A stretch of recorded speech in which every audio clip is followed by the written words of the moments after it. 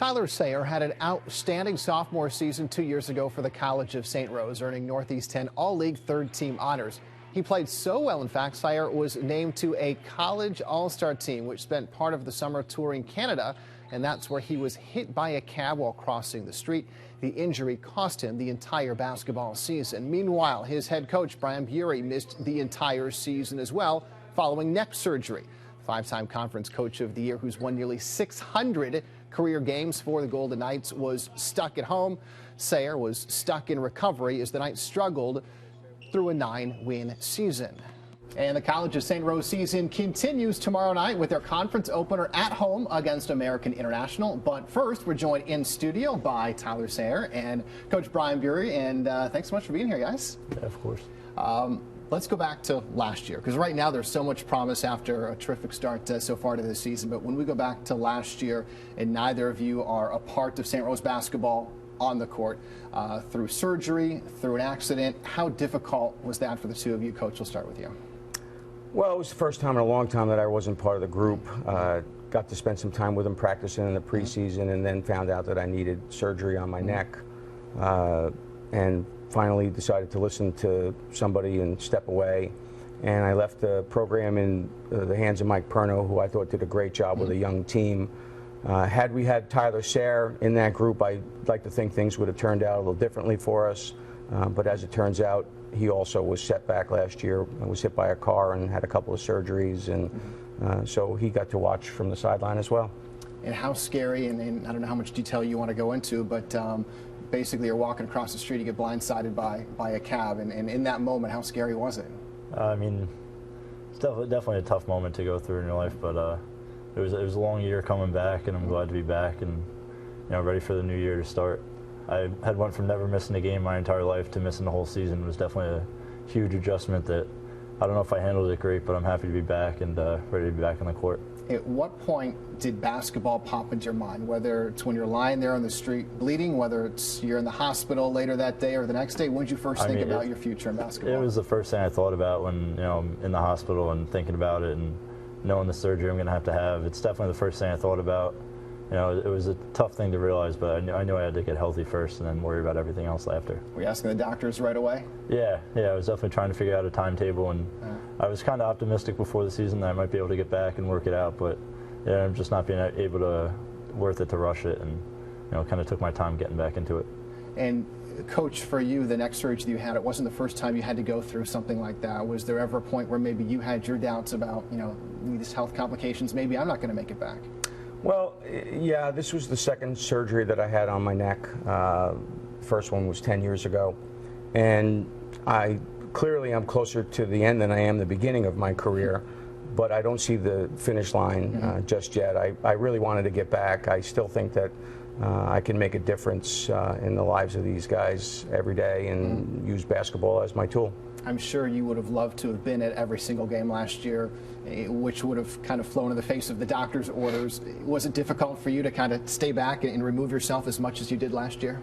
Well, I tried, and what I did was I worked real hard with Mike Perno every day on the phone, before games, after games, and I really felt like he was ready to coach the team last year, and he evolved tremendously over the course of the season as well, and he got great experience. So now these guys have the benefit of having two head coaches, guys that feel comfortable running practice, teaching, stopping, correcting, and so while it was maybe a distraction for a bit, it really is a benefit now. What would you do last year? Were you watching the games, trying to follow along on the radio or on the computer?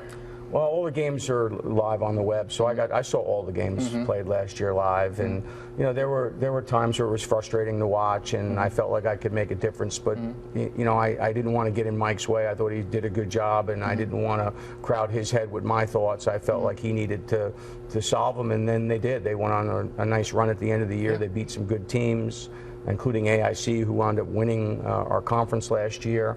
So the promise is there, and now guys have a lot more experience, and we get Tyler back, and a couple of new guys back, and Michael Ryan Boyd back, and so I really like this group going forward and the potential we have over the next few years. Was there a conversation ever the two of you had at the beginning of this season, like we went on kind of a similar journey, maybe came at it from different places, but now here we are back ready to go? It's kind of a conversation that you don't even really need to have. We both knew how much it meant to us to be back and how much it sucked last year being out. But coming back, we definitely feel on the same page and ready to go for this year. Still a lot of underclassmen when you look at this roster. Do you feel like this is the year where you can do something special? Is this team, have the experience it needs? Well, I would say that I think that this team's going to grow tremendously over the course of the next few weeks and months. We're still searching for an identity.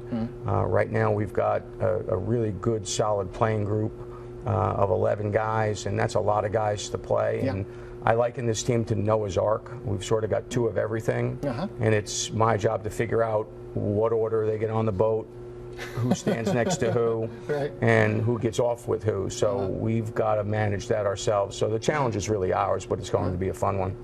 What's it like being, I know it's a tough question when Coach Beery's sitting right next to you, but what's it like playing underneath Coach Beery? I've had great coaches my whole life, and it's no different here. And it's just a calming influence on the side. We do our work during the week, and then he kind of lets us go during the games, and we play by ourselves. We play free, and I don't think we have guys scared to make mistakes. It definitely helps. Definitely helps in the long run. Have you ever heard tales of his playing days at St. Rose? Yeah, I've heard a couple stories, but probably none that I could say here. Oh. And how much do you tell him? Do you ever, harken back to the glory days when you were out there? Kelly, I learned a long time ago they don't want to hear about me or my stories. It's not about me. It's really about them. But you've made the College of St. Rose so much a part of your life, playing there and then coaching. Now your 30th This is year, my 30th. Is that right? Yeah. What is it about this school, this program, that you've wanted to spend much of your life here? Well, every major decision I've ever made in my life involved the College of St. Rose. Mike Long, who was my coach at St. Rose. I met my wife there, who played basketball at St. Rose. We met our senior year, and our kids have grown up there, and I've watched St. Rose grow from a little place on Western Avenue to a campus that draws students from all over the world, from countries all over the world, and it's been great to have a small part in that growth. And as far as the basketball program is concerned, it's really been a self-fulfilling prophecy for us to compete nationally and have a guy to play in the NBA and multiple guys playing overseas and dozens of guys that have gone into coaching at the college and high school level. So it's been very rewarding in so many ways. For some people that may know of St. Rose basketball but have never been to a game there, I've been enough where I can say that the crowd is always awesome, a raucous atmosphere there. Tyler, for you playing in it, what's it like? Yeah, it's great. I had a really good atmosphere in high school as well, and coming to college at a school where we get great fan support from students and outsiders alike. It's a really great experience, and it makes playing games so much more fun than just playing in a dead gym. Do you set specific goals, either personally or as a team? Were goals set for this season? Yeah, of course. We set goals every year, and I have my own personal goals, and we definitely work every day towards achieving them. And it's a long process, and we're not trying to be as good as we are right now. We want to keep moving forward and get better at the end of the year and be ready once the playoff comes around. And looking ahead to the rest of this season, what do you expect to be maybe some of the challenges you might encounter, early on that maybe you might have to clear? And we talked a little bit about the youth, but in order to have the season you want to have. Well, I think we've got the talent to be good. I think we've got the leadership to be good. We've got to find is the chemistry. We've got a couple of guards, 3 guards that haven't played college basketball game. In a 4th guard who hasn't played in 20 months. We had Jack Jones, who had hip surgery over the season, and basically a bunch of sophomores and freshmen that are making up the unit with Tyler Sayre bringing up the junior class. So we have only one senior in Max Weaver, who's a great leader for us, and he's sort of our glue guy. And I think the challenges are keeping these guys positive when not everything goes perfectly. And that's the job of Coach Perno and I. It's just to keep them positive and keep them focused and not let them think that their armor's cracked. Well, it starts, at least within the conference, with American International tomorrow night at home. Best of luck in that game and the rest of the season. Thank you. Thanks very much.